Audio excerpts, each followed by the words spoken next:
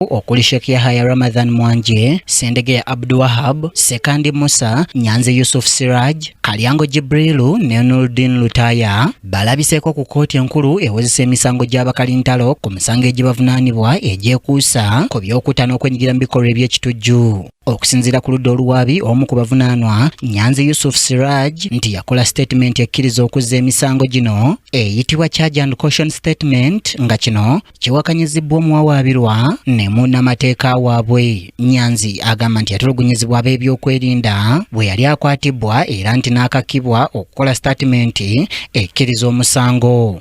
Oludda oluwaabi nga lukulembeddwamu Jacqueline Okuyi luleese abajulizi bana okubadde abasawo ba poliisi n'abakola mu kunoonyereza ku buzzi bw'emisango okubadde Dr. Nuwamanya Emmanuel, Detective Corporal Twong Richard, Detective Kasamwangi Paul ne Detective Mwanga Francis okwewozaako mu musango guno kye bayita trial within a trial. Leero omujulizi wa gavumenti Nuwamanya Emmanuel okuva mu ddwaliro lya poliisi e Nsambya ategeezezza kkooti nga bwe yasabibwa ng'ennaku z'omwezi 28 omwezi ogwokutaano omwaka 2017 okwekebejja Nyanzi Yusuf Siraj.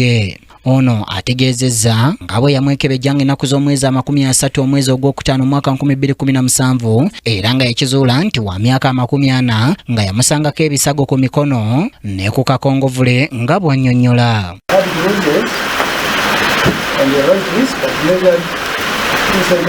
Ono era ategeezezza nti ebisago bino byamutuusibwako ekintu ekitali kisongovu kiyite blunt object era nti yalinga obwongo bwe bukola bulungi. Oluvannyuma bannamateeka b'abasibe okubadde Anthony Asiimwe, Robert Friday Kagoro, Evans Ochieng ne Ramla Nalujja bamubuuzizza ebibuuzo oba kiyite cross examination. Do you ever establish where this person was between 28 and 30 years? I don't know.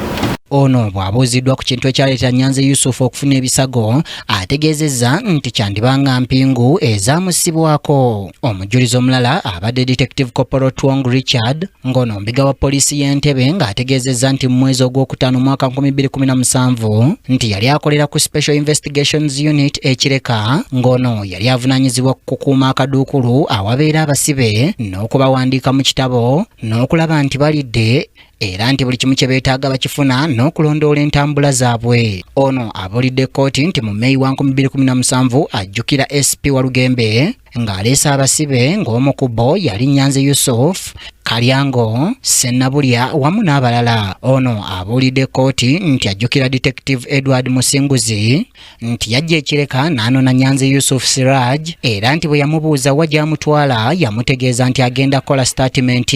Ayongeddeko nti Nyanzi we baamutwalira yali ategeera bulungi nnyo era baamukomyawo mu ssaawa ez'emisana nti era bwe yamala okukola statement ekyaddako kwali kutwalibwa mu kkooti. Ono bannamateeka b'abasibe oluvannyuma bamusoyezza ebibuuzo okuli n'okumusaba obukakafu obulaga nti ddala Nyanzi Yusuf Siraj yaliko mu kaduukulu ke yakuuma wabula ono agambye nti talina biwandiiko ebyo. So if you have been brought the record the officer has booked you don't have, do you? I'm not the police officer. Munnamateeka Robert Friday Kagoro amubuuzizza oba amanyi Nyanzi Yusuf Siraj ng'amutegeezezza nti amumanyi nti era kyasinga okumujjukirako yali musajja ayogerayogera ennyo. All those people were suspects in the matter of the death of the Chico. They were on one referring. Oluvannyuma lwa kkooti twogeddeko ne bannamateeka be.